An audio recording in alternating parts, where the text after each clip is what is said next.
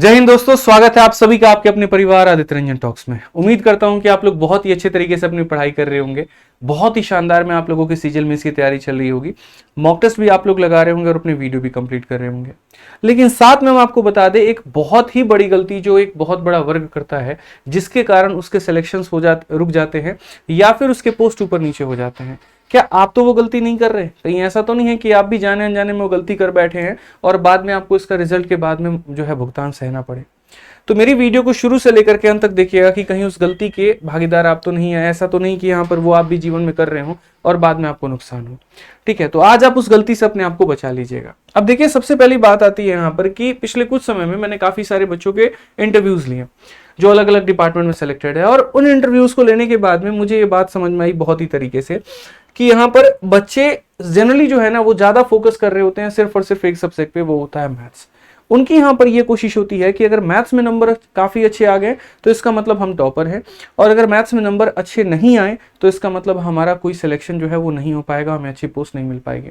इस मिथ को, इस भ्रम को हम आपको अलग अलग सबूत दिखा करके तोड़ने वाले हैं, और ताकि आपको पता चल पाए यहाँ पर कि अगर आपको सही सिलेक्शन लेना है, सही रैंक लेकर के आना है, सही पोस्ट लेनी है, तो किस सब्जेक्ट के ऊपर में फोकस करना है, कितने घंटे उसको पढ़ने हैं, और किस तरीके से स्मार्ट लेबर के माध्यम से उसको तोड़ना है। जैसे अगर हम बात करें काजल की या ऑल इंडिया रैंक 74 विशाल तिवारी की जो एमईए में है, या फिर ये भी काजल है, ठीक है, सब बच्चे अलग अलग डिपार्टमेंट में है, लेकिन सभी के इंटरव्यू जब मैं ले रहा था तो सब में कॉमन बात ये आ रही थी कि सर दुनिया जो है ना वो हार्ड लेबर के पीछे भागती है, स्मार्ट लेबर पर कोई ध्यान ही नहीं दे रहा होता। हमने इतनी मेहनत नहीं की सर, हमने बहुत ज्यादा अपने आप के कमर नहीं तोड़े, मेहनत तो की लेकिन इस तरीके से नहीं कि हार्ड लेबर किए जा रहे हैं सर। कम समय के अंदर में हमने अपनी सटीक रणनीतियां बनाई, उनको हमने फॉलो किया और यहां पर हम उससे सिलेक्शन ले पाए। तो क्या थी इनकी वो सटीक रणनीति?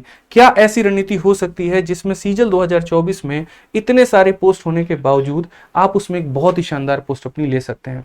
17,727 वैकेंसी है इस बार में, जिसमें मेरे भाई अलग अलग इंस्पेक्टर्स के अलग अलग पोस्ट हैं। आप देखो इंस्पेक्टर पोस्ट ज्यादा है, जैसे एक्साइज हो गया, इनकम टैक्स हो गया, और इसमें जाने की चाहत लगभग हर किसी की होती है।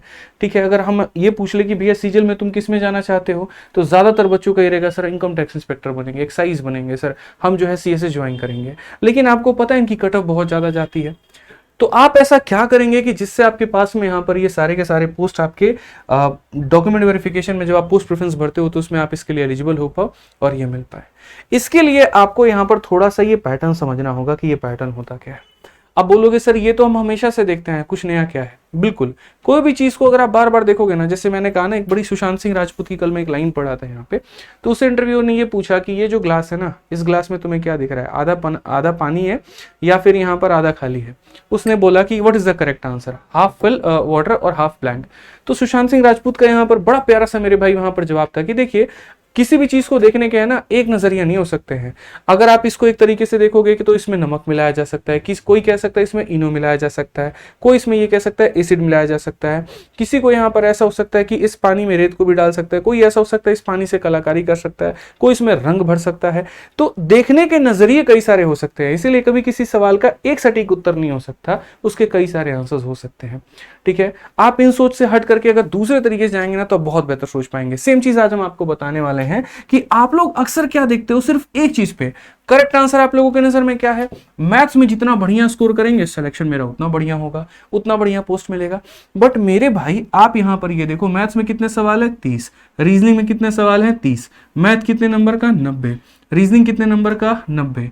ठीक है, अब आप क्या वाकई में ईमानदारी से बताओ, यहां पर क्या दोनों जगह बराबर मेहनत कर रहे हो? अब बोलोगे सर रीजनिंग पढ़ने की सब्जेक्ट थोड़ी होती है। रीजनिंग तो हमने टॉपर्स की वीडियो देखी थी, उन्होंने कहा था कि एक तरीके से मॉक टेस्ट से हो जाता है, प्रैक्टिस कर लेना बस इतना काफी है। तो चलो, अगर आप मॉक टेस्ट से प्रैक्टिस कर रहे हो तो 90 में 90 तो आ ही रहे होंगे रीजनिंग में आपके। इतना तो मानकर ही मैं चल रहा हूं कि हाँ रीजनिंग में आपने 90 में 90 हासिल कर लिया है, इसी वजह से यहाँ पर जो है आप मैथ्स में बहुत ज्यादा मेहनत कर रहे हो। आपके आलम जनाब ये भी नहीं है। रीजनिंग में आपके 70 आ रहे हैं, 75 आ रहे हैं, 80 आ रहे हैं, लेकिन 90 नहीं आ रहे। लेकिन आप घंटे ज्यादा किसको दे रहे हैं? आप मैथ्स को दे रहे हैं, और रीजनिंग को क्या कर रहे हैं? हल्के में लेकर के चल रहे हैं। चलिए मान लीजिए अगर आपने रीजनिंग में नंबर या एक तरीके से टाइम दे भी दिया, तो क्या आपको लग रहा है आपका सिलेक्शन हो जाएगा? तब आपको ऑल इंडिया रैंक 1 आ जाएगा? बिल्कुल भी नहीं। हमने कहा था ना, हम आपको सबूत से चीजें दिखाएंगे और वहां बताएंगे। मैं आप लोगों के लिए स्कोर कार्ड लेकर के आया हूं ऑल इंडिया रैंक 1, ठीक है, और ये AIR 1 कब के हैं? तो 2022 मोहित चौधरी का है ये आपका स्कोर कार्ड। अब अगर हम बात करते हैं यहाँ पर, तो ऑल इंडिया रैंक 1 2022 में आप इनमें देखो यहाँ पर प्री में कितने नंबर आए हैं? 164.9651। ठीक है, अब मैं बड़े बड़े मिथ तोड़ने वाला हूं यहाँ पे, जो मैं पिछले काफी टाइम से यूट्यूब पर देख रहा हूं, और मुझे लगता है कि इसके ऊपर मैं बात करना बहुत जरूरी है। बच्चों के मन में यह फैल रखा है कि जिसके प्री में 180 नंबर आए हैं, जिसके प्री में 185 नंबर आए हैं, मेरे भाई उसका सिलेक्शन तो श्योर है, और सबसे बड़ा टॉपर अगर कोई हो सकता है तो वही हो सकता है, उससे बड़ा तो कोई टॉपर ही नहीं है।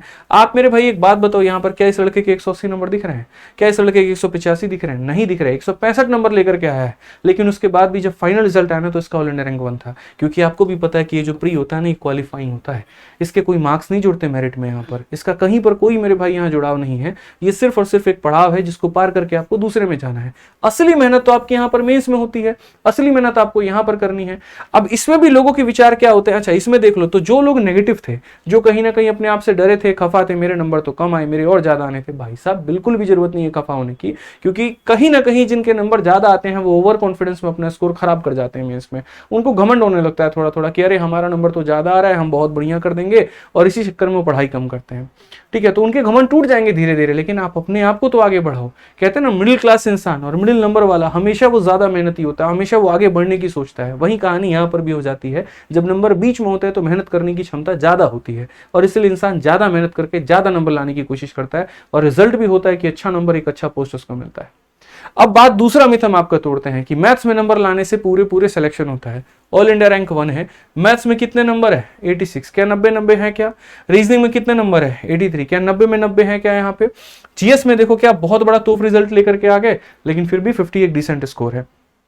ठीक है, किसी भी सब्जेक्ट में या किसी भी 90 में 90 नहीं है, लेकिन उसके बाद भी ऑल इंडिया रैंक 1 बना। पता है क्यों?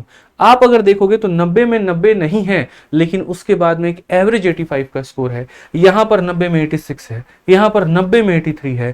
इंग्लिश में 135 में पूरे के पूरे 135 नंबर है। भाई में एक नंबर, भाई ने एक नंबर भी कहीं पर नहीं गवाए। अगर आप यहां देखोगे तो जीएस में भी एक काफी अच्छा स्कोर है, और ओवरऑल नॉर्मलाइजेशन के बाद में इनका मतलब 360 में 390 में 360 नंबर के करीब में आता है। तो मेरा आपसे बस यही कहना है जनाब कि देखिए, जिस चीजों को आप हल्के में लेकर के चल रहे हैं, आप उसको हल्के में मत लीजिए। अगर रीजनिंग आपको इतना ही आसान नजर आ रहा है तो आपके 90 में 90 आने शुरू हो जाने चाहिए थे, जो कि नहीं आ रहा है। तो आज के समय सबसे बड़ी गलती जो मैं बच्चों के अंदर में देख रहा हूं वो ये, बेटा मैथ्स पढ़ रहा है जी सर, बहुत बढ़िया, एकदम बैच आपका ले लिया, मैं इसका तगड़ा फोड़ रहे हैं, प्रैक्टिस भी हम बहुत बढ़िया तरीके से कर रहे हैं। और रीजनिंग का आलम क्या है सर? सेक्शनल से हो जाता है। तो कितने नंबर आ रहे हैं सर? अभी 60 से 70 के बीच में ही आ रहे हैं। वो थोड़ा सा वो वाला टॉपिक वीक है, थोड़ा सिलोगिज्म वीक है, थोड़ा कोडेड इनइक्वालिटी वीक है, थोड़ा स्टेटमेंट असम्पशन वीक है, तो उसके ऊपर में काम कर लेंगे। कब करोगे? कुछ पता नहीं है। तो इसीलिए इसके ऊपर में काम करना शुरू करो, क्योंकि इन दो सब्जेक्ट में तो पूरे नंबर लाने का आपको अधिकार है। लेकिन इसमें यहां पर क्या होता है? तीसरी गलती, आप जरा यहां पर देखो, इंग्लिश में 135 में 35 लाया जा सकता है, लेकिन आप लेकर के आए, जो अपने स्टूडेंट थे ऑल इंडिया रैंक 13, राहुल परीक नाम था उनका इंटरव्यू भी मैंने लिया, चैनल पर जाकर के देखना। उस बंदे के मैथ्स में काफी कम नंबर थे, 70-75 के करीब में थे, लेकिन इंग्लिश में 135 में 135 लाने से और बाकी सब्जेक्ट में ज्यादा नंबर लाने से ऑल इंडिया रैंक 13 आ पाया। क्या ऐसी आलम आपकी है? चलो ऐसा होगा तो प्री में तो 50 में 50 तो आप लेकर के इंग्लिश में आई होगे, 45 तो लेकर के आई होगे। मेरे भाई हर बच्चे को ये लगता है कि मेरा सारा सब्जेक्ट अच्छा है, लेकिन उसके बाद में उसके पूरे नंबर क्यों नहीं आते हैं? मैं वो पर्सन हूं जिसके मैथ में 50 में 50, इंग्लिश में 50 में 50, रीजनिंग में 50 में 50, और हर परीक्षा में है, जिसका स्कोर कार्ड भी है सामने यूट्यूब पर डाल रखा है। ठीक है भाई, तो हमारा हर सब्जेक्ट में है। क्यों है? हमने ये बात बहुत अच्छे तरीके से जाना कि रैंक फोड़ना है, सिलेक्शन लेना है, तो हर सब्जेक्ट का मिस्टर परफेक्शनिस्ट बनना ही पड़ेगा। और वहीं आज हम आपको मेंस में ये बताने आए हैं। साथ में इसके साथ जो दूसरी गलती करते हो वो कंप्यूटर और टाइपिंग को लेकर के होता है, जिसके ऊपर मैं सेपरेट वीडियो लेकर के आऊंगा तो बताऊंगा। तो मेरा आपसे अनुरोध क्या है वो समझिए। मेरा आपसे अनुरोध सबसे पहला यहां पर यह है कि इन सभी सब्जेक्ट के ऊपर में बराबर का फोकस करिए। अगर ऐसी गलती अब तक आप करते चले आ रहे थे जहां पर आप मैथ्स के ऊपर में ज्यादा फोकस कर रहे थे और कहीं ना कहीं बाकी सब्जेक्ट के ऊपर में कम फोकस कर रहे थे, तो ये आप गलत थे। क्योंकि मेरे एक भैया थे जो एएसओ इन रेलवे थे, और वो हमेशा मुझे ये देखते थे कि मैं वोकैब ज्यादा याद करता था, मैं बहुत ज्यादा पागल हो जाऊंगा, 10,000 वोकैबुलरी याद कर लूंगा, 15,000 याद कर लूंगा। उनकी एक ही स्टेटमेंट होती थी, आदित्य ये बात याद रखना, हर सवाल के नंबर बराबर मिलते हैं, किसी के ज्यादा किसी के कम नहीं होते। इंग्लिश के सवालों के नंबर ज्यादा नहीं है, मैथ्स के सवालों के नंबर कम नहीं है, हर सब्जेक्ट के बराबर हैं। तो इतना बेपनाह प्यार और किसी को एकदम नेग्लेक्ट मत करो। तुम्हें यहाँ पर है ना मैथ्स का राजा नहीं बनना है, तुम्हें पेपर निकाल करके अपनी नौकरी लेनी है, और नौकरी निकालने के लिए हर सब्जेक्ट पर फोकस करना पड़ेगा, ये ध्यान रखो। तो एक तो ये काम हो गया। अब इसमें यहां पर क्या करना है, एक छोटी सी सलाह मेरी तरफ से यह है कि जो सीजीएल 2024 के पेपर हुआ है उसके जो टॉप 150 क्वेश्चंस हैं, चाहे वो मैथ के हो गए, रीजनिंग के हो गए, जीएस के हो गए, इंग्लिश के हो गए, हर सब्जेक्ट के लगा लेना। अब बोलोगे सर ये कहां से मिलेगा, तो इसका हमने पीडीएफ जो है वो अपने टेलीग्राम पर डाल दिया है, लेकिन इस टेलीग्राम पर नहीं मिलेगा। हमारे एक टेलीग्राम है आदित्य रंजन सर नोट्स करके मेरे भाई यहाँ पर। इसमें अगर आप देखोगे यहाँ पर तो ये कंपाइलेशन है, जिनके पास में कहीं ना कहीं किसी ना किसी सोर्स होगा कोई दिक्कत नहीं है, बाकी जिनके पास में नहीं होगा तो SSC CGL pre 2024 reasoning hard to easy level compilation.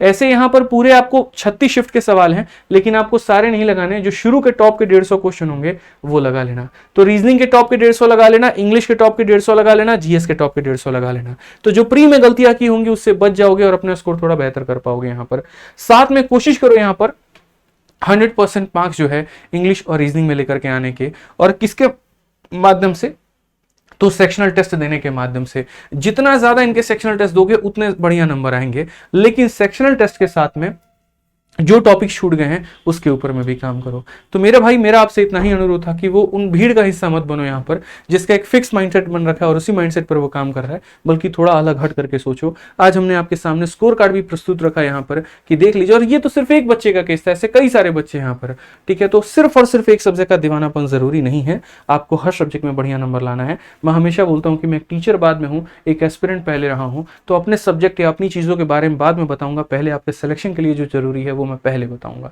ठीक है। ऐसी और भी वीडियोस हमारी आती रहेंगी, तो इस चैनल को सब्सक्राइब कर लेना, ठीक है, और यहाँ पर वीडियो को लाइक और शेयर कर देना और नोटिफिकेशन ऑन कर लेना। बाकी कोई और डाउट रहा तो कमेंट बॉक्स में जरूर बताना। मिलते हैं अगली वीडियो में। जय हिंद।